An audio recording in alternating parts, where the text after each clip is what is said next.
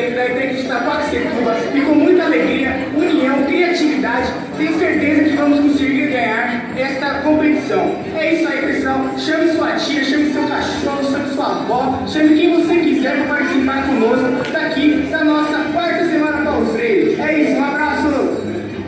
O forró nasceu no Nordeste e no início eles dançavam no barro molhado para que a poeira não subisse. Usa do contrário no máximo do Nordeste para história da música dele, mostrando os aspectos positivos e negativos. São três considerações do forró. O forró é um material do nosso país. Ele contribui com grande importância para a nossa cultura e história. É isso aí, pessoal.